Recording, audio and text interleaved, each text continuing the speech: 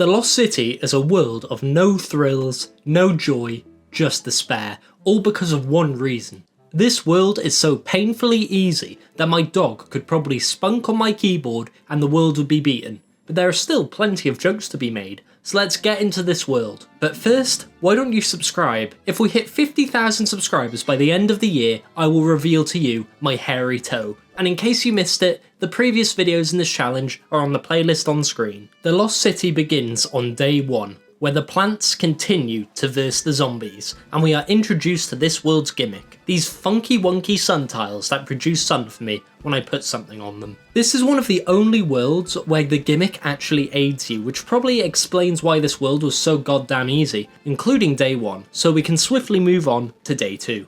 On day 2 we encounter our first new zombie type, the wedgie zombie. But other than that, this day was once again piss easy, with nothing else happening. Be prepared to hear that a lot this world. And it is for this reason I have decided to make the executive decision to change the word easy to the phrase your mum. You're welcome, chat. Day 3 was a conveyor belt day, so we can continue on to day 4 without any acknowledgement. On day 4 we meet yet another new zombie type, the shit shoveler zombie, who throws it back on us, and by it, let's just say, my peanut. Needless to say, this day was your mum. We move on to day 5, where we are met with yet another conveyor belt day, so we continue on to day 6, where something mildly interesting finally happened.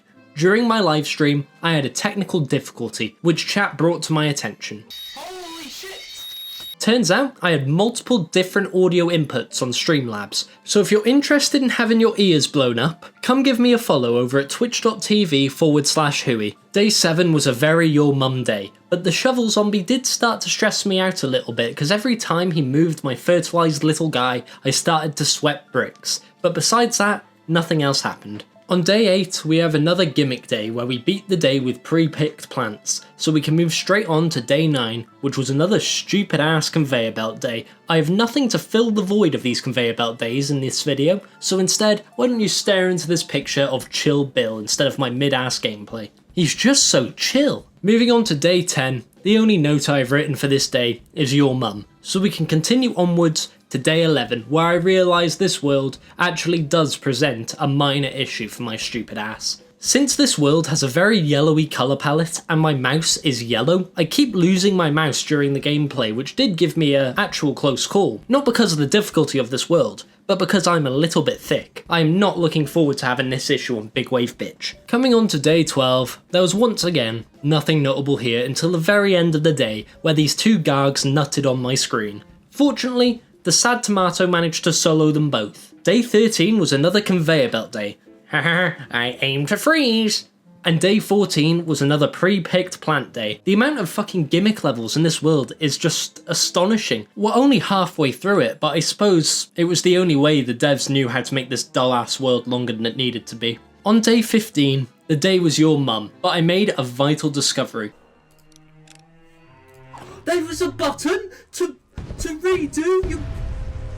There was a button to use your last picked plants. If you hit the icon at the bottom left of the screen, it turns out you re-pick the same plants you had on the last level, and I never figured this out in the last 2 years. I don't even want to think about the time that I wasted manually picking all my plants on every challenge run I've done of this game. Going on to day 16, we had another Chill Bill day, and day 17 was your mum, followed by yet another Chill Bill day, where we chill with Bill. I hate this world so fucking much. Day 19 was our first actual close call of this world, although it wasn't even notable in the slightest. It only happened because of my lack of brain power since I turned my brain off playing this world. So like the true poet I am, to summarise this day, it was easy, but it was also hard, just like your mum. Same goes for day 20, with it being your mum. And day 21 and 22 were pre-picked plant days, but day 22 actually had some gimmick tiles, which could have been fun if they were used more,